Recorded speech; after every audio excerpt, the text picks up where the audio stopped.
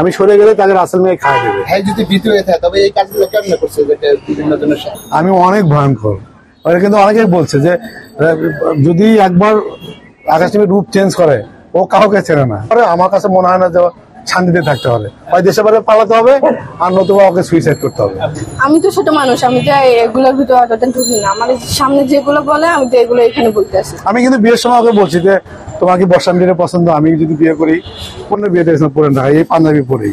আমার কিন্তু বিয়ের পাঞ্জাবি এটা ও আমাকে গিফট করছে। এই পাঞ্জাবি পরে কিন্তু আমার দেখবেন যে কোর্টে যেখানে ছবি তুলছি ওইখানে কিন্তু আমার ইয়ে আছে। আমার কথা হচ্ছে যে আমি তো মায়ের পরে ভালোবেসেছি, সে যদি আমাকে পোল্ট্রি মারুক, সে যদি মনে করে যে আকাশ নিবি রাসেল মিয়া, এটা তো আসলে ভুল ধারণা। আমি অনেক ভয়ঙ্কর।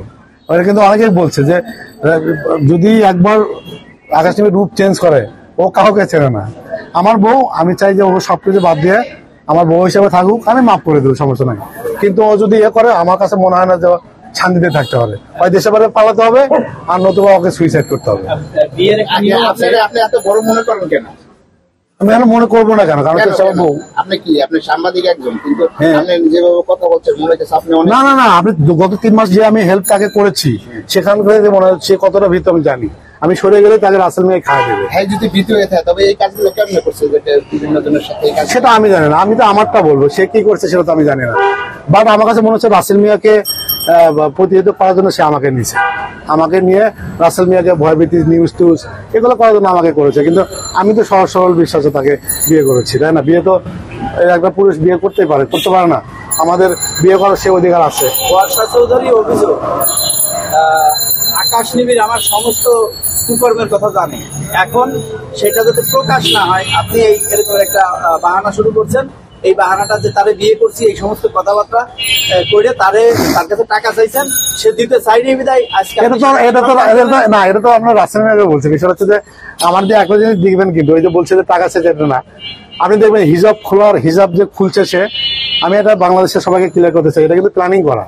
আমাকে বলছে এই হিজাবটা দেওয়ার পরে আমার কাজ আসতেছে না, আমার বাবা মা মরে যাচ্ছে না খেয়ে, আমি হিজাব চাই না, আমি হিজাব খুলবো। তাহলে কি করতে হবে? মুন্না খানের সাথে একটা ফটোশুট করতে হবে।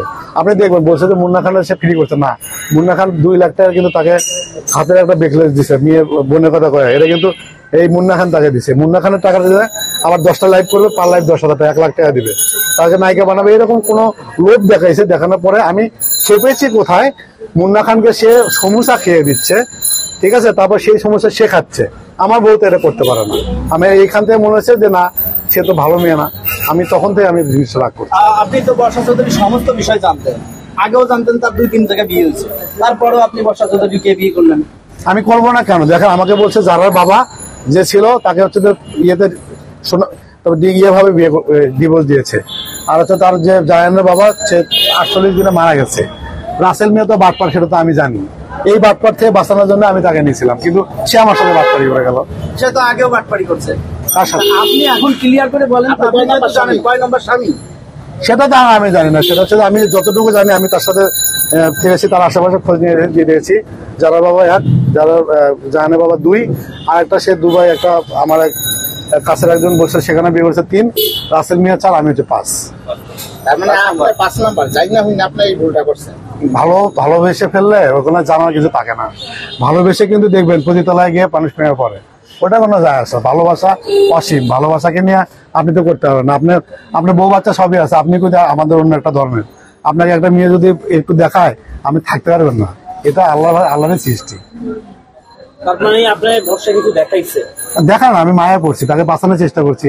তাকে বিয়ে করলে যদি বেঁচে থাকে তাহলে আমার ভাগ্নির সাথে কথা বলেন, কারণ আমাদের সাথে কতদিন ছিল একটু কথা বললাম। অনেক লোক আছে, আকাশ নিবিড় কেন গেল সেখানে? বললাম না, আমি তো মায়ায় পড়ছি, তাকে বাঁচানোর চেষ্টা করছি। আচ্ছা, আমরা ভাগি এটা একটু জানতে চাই। আমার নিজের ভাগ্নি, আপন ভাগিনি। বিয়ে তো ছিল, ও বাসর সাজাইছে।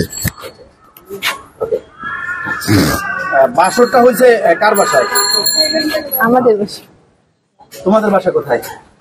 এইখানে তো সামনে। বিয়ের ওই ঘটনাটা কিভাবে তোমাদের বাসায় আসলো এবং বাসরটা হলো কিভাবে? আকস্মিক ভাবে নাকি পরিকল্পিতভাবে করছিল? পারিবারিক ভাবে। কে কে ছিল বিয়েতে? আমি ছিলাম, আম্মু ছিল, আমার একটা আঙ্কেল ছিল, তারপর আমার ছোট মামার বউ ছিল, তারপর আমার নানু ভাই, আমার নানি, আরেকটা আন্টি ছিল। তো যখন বিয়ে হলো, এই বিয়ের দিন তোমার আম্মু মানা করে নাই যে একটা বিবাহিত মেয়ে 4-5 জায়গায় বিয়ে হয়েছে, তারপরে আবার তুই বিয়ে করতেছিস, সেরকম কি তুমি শুনছো কিনা কখনো? আমি তো ছোট মানুষ, আমি তো এগুলোর ভিতরে অতটা ঢুকি না। আমার সামনে যেগুলো বলে আমি তো এগুলো এখানে বলতে আসি। আমি কিন্তু বিয়ের সময় ওকে বলছি যে তোমার কি বর্ষান্তীরে পছন্দ, আমি যদি বিয়ে করি, বলছে মামা করো, সমস্যা নেই করো। কিন্তু আমরা যেদিন হচ্ছে যে বিয়ে করতে কোর্ট ম্যারেজ করছি, আমরা বিকাল নাগাদ চলে আসছি, আমি তাকে আমাকে ফুল কিনে দিছি, এসে দেখি ওরা বাসর করে সব সাজিয়ে ফেলছে। ওকে কিন্তু ওকে 500 টাকা দিয়েছে, তারপর হচ্ছে যে ওর মাকে 1000 টাকা দিয়েছে। বাসাটা কিন্তু আমরা অনেক ছবি টবি ভিডিও টিডিও করে রাখছি। ও টিকটক করেছে, ও ছবি তুলেছে, আমি কিন্তু ওগুলো পোস্ট করেছি।